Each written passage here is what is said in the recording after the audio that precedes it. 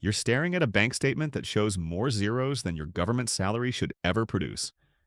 The Porsche in your driveway costs triple your annual income. Your kid goes to a private school that senators can barely afford. And every month, a mysterious wire transfer hits your offshore account like clockwork. You're not just bending the rules anymore. You're a full-blown trader with a pension plan. It wasn't supposed to go this far. 5 years ago, you were the model agent. Top marks at the farm, fluent in 3 languages, a genuine believer in the whole truth, justice, and American way propaganda they fed you. But belief doesn't pay for your mother's experimental cancer treatment. Patriotism doesn't cover your brother's legal bills after his business partner cleaned out their accounts and vanished. The agency promised you'd be taken care of. Instead, they gave you a salary that barely covers rent in D.C. and told you sacrifice was noble. Then came the assignment that changed everything. You got posted to a diplomatic station in Eastern Europe, former Soviet state, still figuring out which direction to face. Your job was recruiting assets inside the local government. Standard stuff. Find vulnerable people, exploit their weaknesses, turn them into sources. You were good at it. Maybe too good because the people you were learning to manipulate were the same kind of desperate you were becoming. Your partner at the station was a guy named Marcus. Senior case officer, 15 years in the field, the kind of agent who'd seen enough to stop being surprised by anything. Marcus ran his operations clean by the book. He had this annoying habit of actually believing in the mission, which made you feel worse about the thoughts that were starting to form in the back of your head. One night, Marcus took you to a diplomatic reception, standard networking event. Champagne that tasted like money and conversations that meant nothing. That's where you met Victor. Russian intelligence, though his business card said cultural attaché. Everyone in the room knew what he really was. He wasn't some shadowy figure in a trench coat. He was charming, educated, wearing a suit that cost more than your car. He made a joke about the cheap wine. You laughed. He asked about your work in the vaguest possible terms. You deflected professionally. He handed you his card, smiled, and walked away. Marcus watched the whole exchange from across the room. He told you to be careful. Said Victor had a reputation for spotting weakness the way a shark spots blood in water. You told Marcus you could handle it. You threw Victor's card away that night. You fished it out of the trash 3 weeks later when the hospital called about your mother's bills. The first meeting was innocent enough. Coffee at a cafe in Vienna during a layover. Victor asked nothing classified. He wanted to know about workplace culture, bureaucratic frustrations, the kind of stuff you'd complain about to any friend. He listened like a therapist. At the end, he slid an envelope across the table. 10,000 euros. He said it was a consulting fee for your time. You should have walked away. You should have reported it immediately. Instead, you bought your mom 2 more months of treatment. The second meeting, he asked for something small, not classified documents or state secrets. He wanted to know the name of a mid-level analyst working the Eastern European desk. That's it. Just a name. He offered $50,000. You told yourself it wasn't real espionage. It was just HR information, practically public if someone tried hard enough. You took the money. You gave him the name.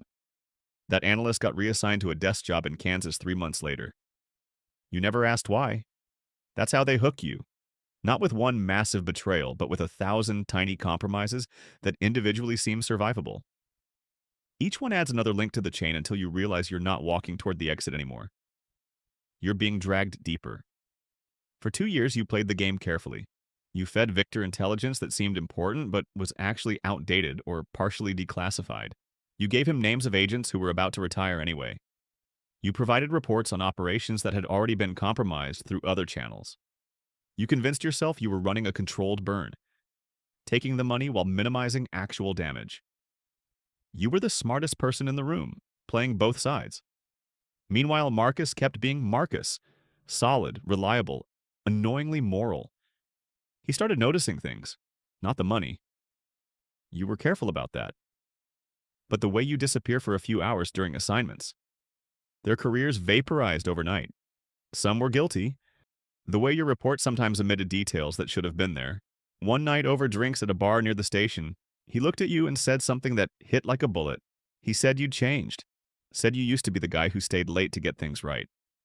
Now you were the guy who left early and hoped nobody noticed. You laughed it off.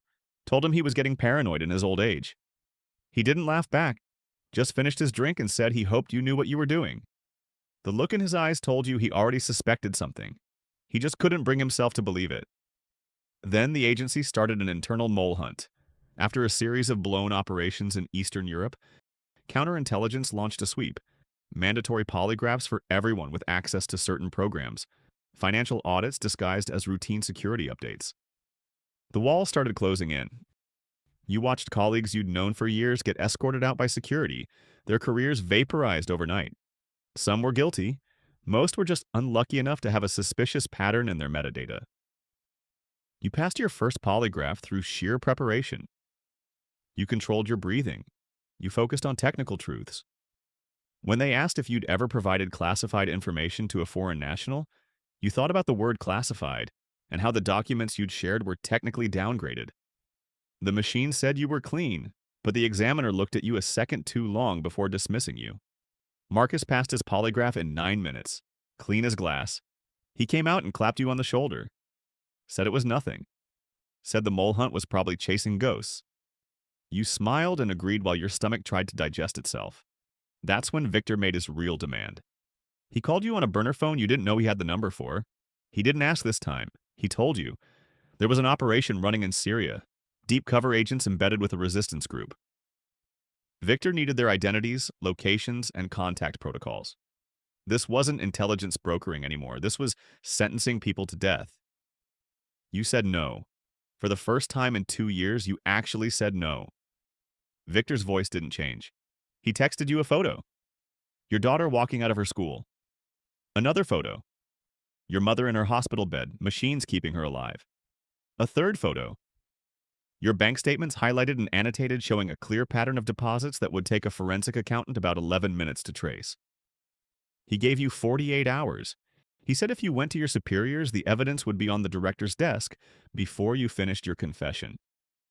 He said you'd made your choice 2 years ago. Now you just had to live with it.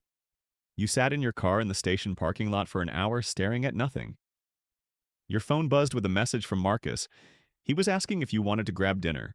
And the only honest thing you can say about yourself is that you're exactly the kind of person you swore you'd never become. The phone keeps buzzing. You keep answering because that's what tools do. They get used until they break. And you haven't broken yet. But Marcus's face in that briefing room, the confusion, the betrayal, the absolute inability to understand why this was happening to him. That face visits you every single night. And each time the crack behind your ribs gets a little wider. One day it'll split open completely. And whatever falls out won't be something you can put back together. But today you answer the phone. Today you do the job. Today you pretend you're still a person and not just a machine that runs on guilt and wire transfers. Victor says good morning. You say it back, and somewhere in that exchange, buried under layers of tradecraft raft and self-deception, is the truth you'll never speak out loud. You miss your friend and you're the reason he's gone. Subscribe Prime POV for more.